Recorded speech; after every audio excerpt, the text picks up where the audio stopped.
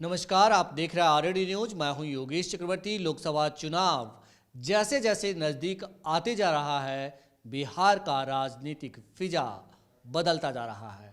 लेकिन इन तमाम बदलावों के बीच बिहार की राजनीति में तीन नाम ऐसे हैं जो कब किस करवट लेंगे, ये कोई नहीं जानता। यहाँ तक कि वे खुद भी नहीं जानते। इन तीन नामों में जो सबसे पहला नाम आता है वो है उपेंद्र कुशवाहा, आनंद मोहन और मुकेश सहनी। आज हम इन्हीं तीन नामों पर चर्चा करेंगे और जानने की कोशिश करेंगे कि आखिर वे कब किस करवट लेंगे। ये तीन नाम किस राजनीतिक पार्टी से जुड़कर किसका कद बड़ा करने वाले हैं। तो इसी मसले पर बात करने के लिए हमारे साथ हैं वरिष्ठ पत्रकार संजय वर्मा जी। तो चलिए हम बात करते हैं संजय वर्मा जी से। संजय जी, जिस तरह से आनंद मोहन, उपेंद्र कुशवाहा और मुकेश सहनी को लेकर के संशय बरकरार है कि वो किधर जाएंगे, क्या गुल खिलाएंगे, वे खुद भी नहीं जानते।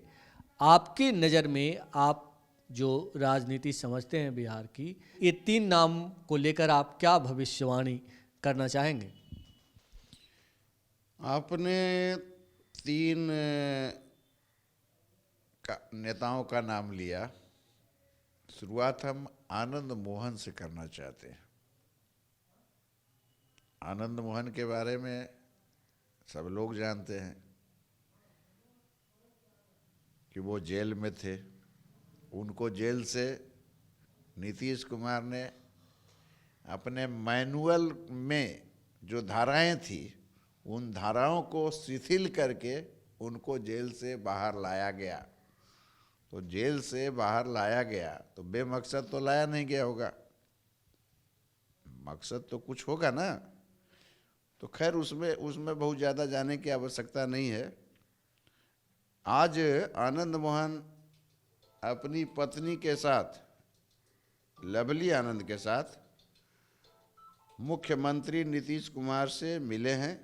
मुलाकात दोनों की बहुत सुखद हुई है और बहुत अच्छी हुई है और लगभग आधे घंटे की मुलाकात थी।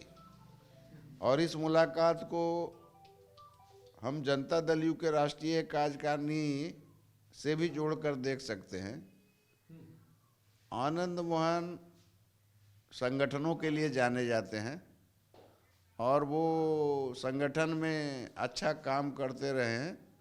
शुरुआती दौर में जब उन्होंने बीपीपा बनाई थी तो उस बीपीपा पार्टी के बैनर तले उन्होंने अपनी धर्मपत्नी लवली आनंद को तब वैशाली में चुनाव में उतारा था और तब की कांग्रेसी दिग्गज पूर्व मुख्यमंत्री सत्येंद्र नारायण सिन्हा की पत्नी किशोरी सिन्हा को बुरी तरह से चित्त कर दिया था।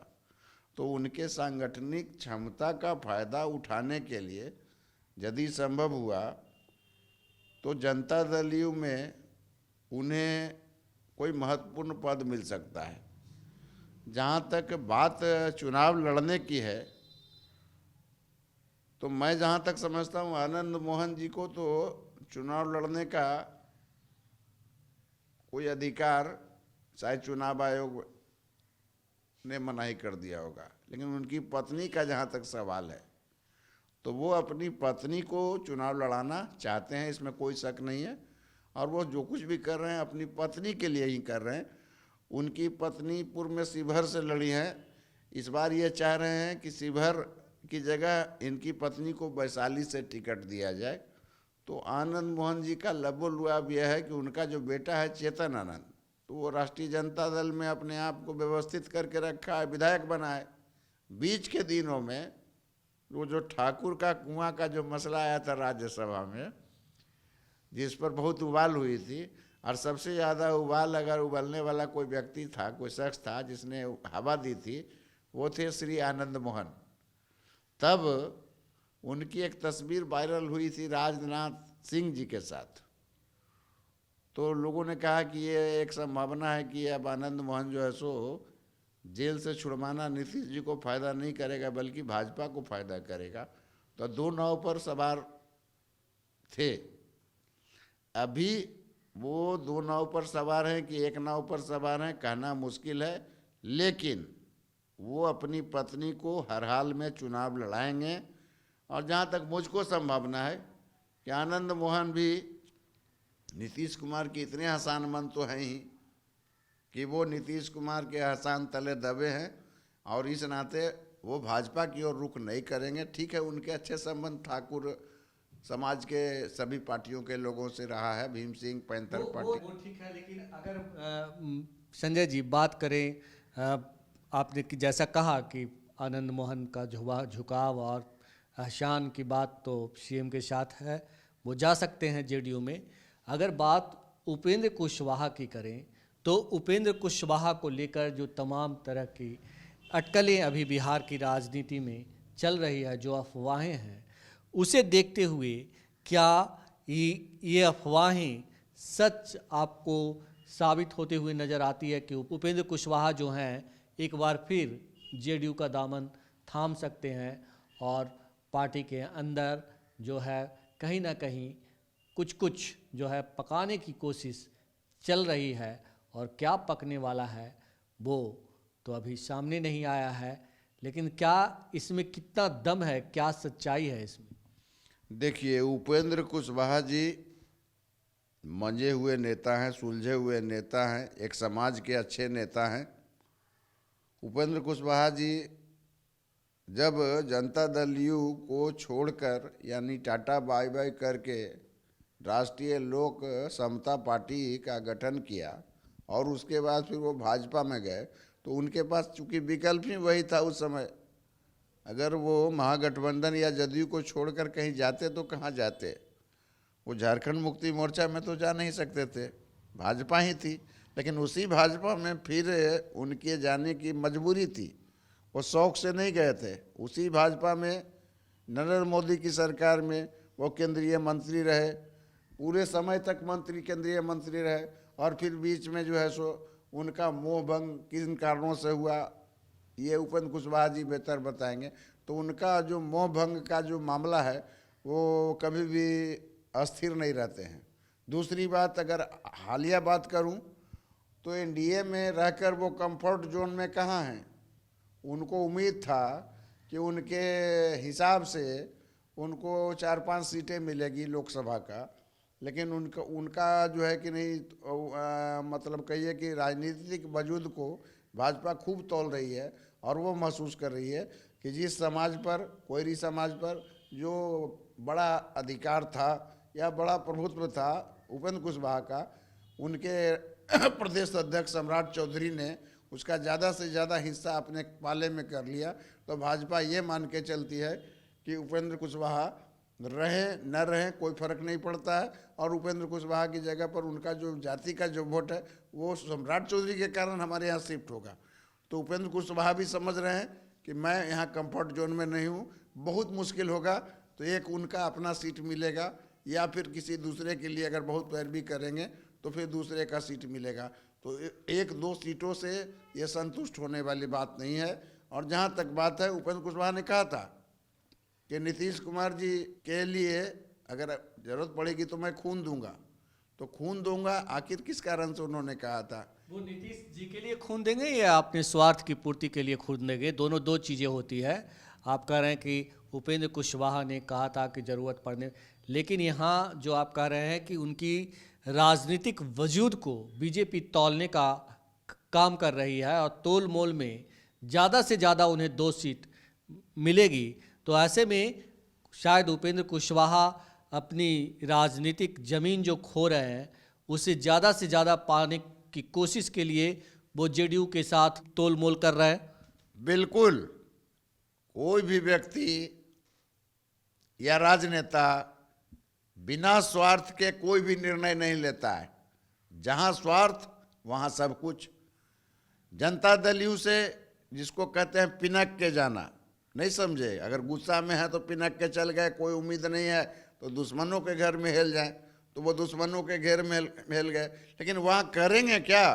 वो जान रहे हैं कि आने वाले समय में तीसरे टर्म में नरेंद्र मोदी की सरकार बनेगी कि नहीं बनेगी, हम एमपी चुने जाएंगे कि नहीं चुने जाएंगे, और अगर एमपी चुने जाएंगे तो सरकार नहीं बनेगी, तो अगर तो फिर मंत्री बनने का जो अभिलाषा है वो कैसे हमारी पूरी होगी। तो पूरा नाप तौल हो रहा है और यह सब देखा जा रहा है, सारे मतलब तथ्यों पर नज़र रखी जा रही है। अब मेरी जो जानकारी है, पक्की जानकारी है कि उपेंद्र कुशवाहा और नीतीश कुमार दोनों में संपर्क में हैं। बस बात इतनी ही है कि ये जो है हर तरह से वो चाहते हैं कि नाप तौल ले और उसके बाद इस बार कोई आत्मघाती कदम नहीं उठाएं कि फिर हमको पुनरावृत्ति करना पड़े, क्योंकि पुनरावृत्ति का सिलसिला आपको लंबा है। एक बार नहीं, 3 बार आए, 3 बार गए, 3 बार छोड़े, कभी कुछ बनाया कभी कुछ बनाया, लेकिन नीतीश कुमार ने अपनी ओर से उनको सम्मान देने में कभी कमी नहीं की। नेता प्रतिपक्ष उनको बनाया गया, विधान परिषद का सदस्य उनको बनाया गया, राज्यसभा उनको बनाया गया, और जब जब आए तो पहले उन्होंने अपना तय कर लिया था। संभव है इस बार भी कुछ तय करेंगे। जब तय हो जाएगा तो ये तय मानिए कि उपेंद्र कुशवाहा देर सवेर जो है चुनाव आने से पहले वो जनता दल यू में आ जाएंगे और जो है सो उनको तो अपनी सीट मिलेगी ही, और साथ में उनको संगठन का अनुभव है तो संगठन में भी कुछ महत्वपूर्ण स्थान मिल जाएगा। मेरा मानना यही है कि आज देर सवेर उपेंद्र कुशवाहा जो है जनता दल यू में, मतलब नीतीश शरणम गच्छामी होना तय मानिए। नीतीश शरणम गच्छामी होगा उपेंद्र कुशवाहा का।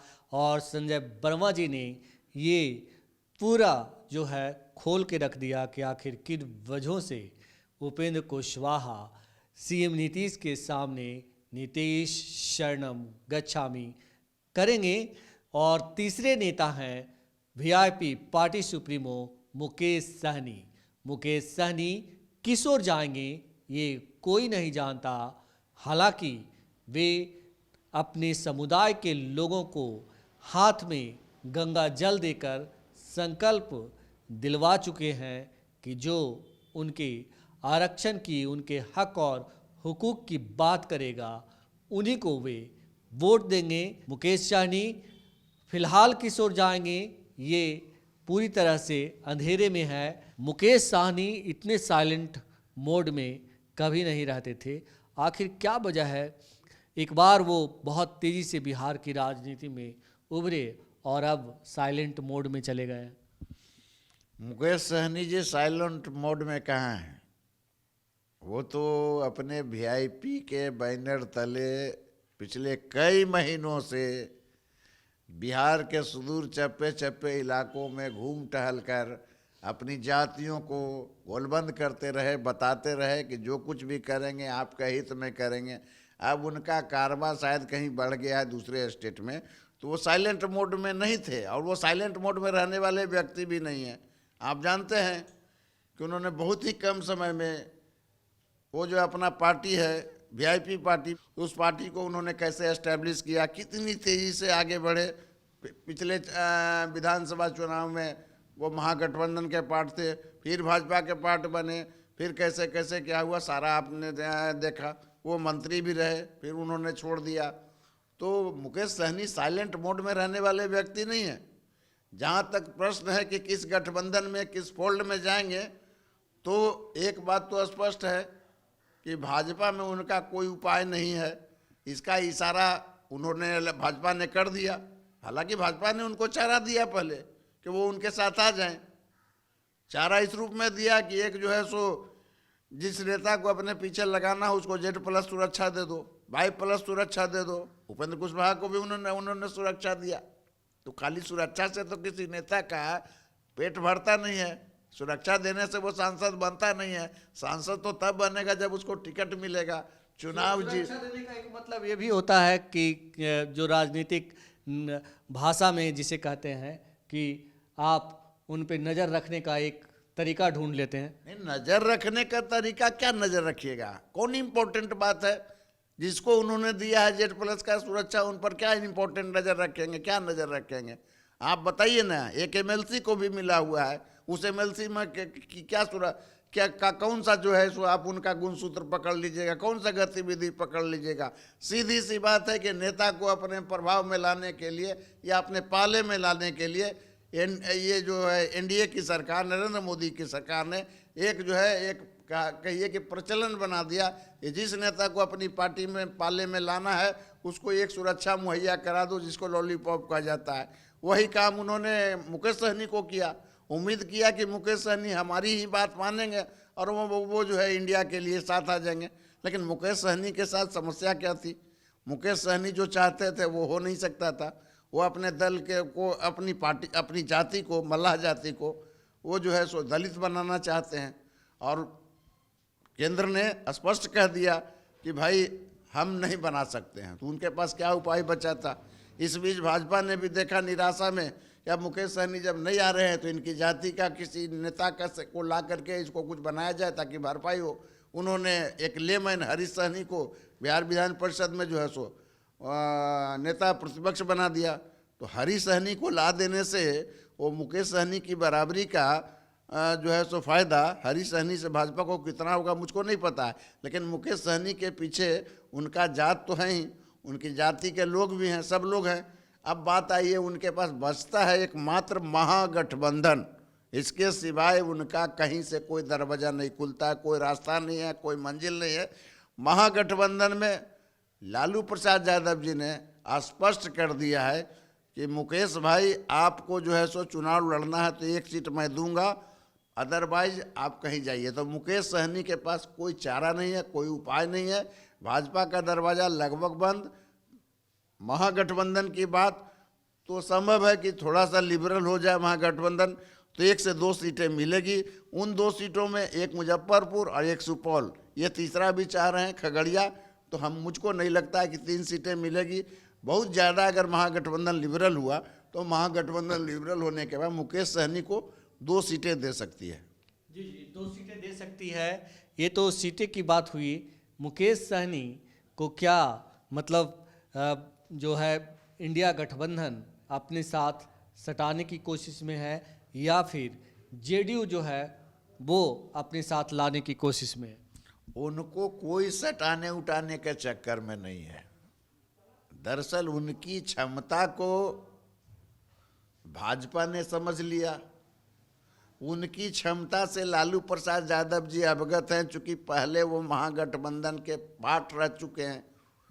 नीतीश कुमार जी का सवाल है तो नीतीश कुमार जी से उनका संबंध है बढ़िया, लेकिन ऐसा कुछ नहीं है। चूँकि आप जान रहे हैं कि बिहार में मात्र 40 सीटें हैं और इन 40 सीटों में महागठबंधन में पहले से जो दल हैं, जनता दल यू, राजद, कांग्रेस, वामपंथी पार्टियां, ये तमाम पार्टियां हैं। अब अभी जो मौजूदा परिस्थिति है, मौजूदा परिस्थिति में जनता दल यू के पास 15 या 16 सीटें पहले से ही हैं और जनता दल यू हर हाल में जो जानकारी है मुझको कि 17 सीटें लड़ना चाहती है। वो जनता दल यू के कैंडिडेट होंगे।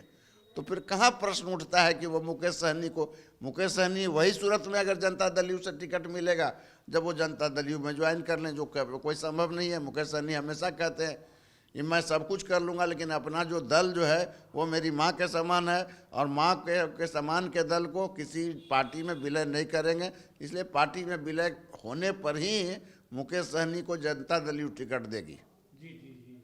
तो बिहार के 3 नेता जो है किस करवट लेंगे ये संजय जी ने इशारों में बता दिया है और फिलहाल ये नेता भी वेट एंड वॉच की स्थिति में है।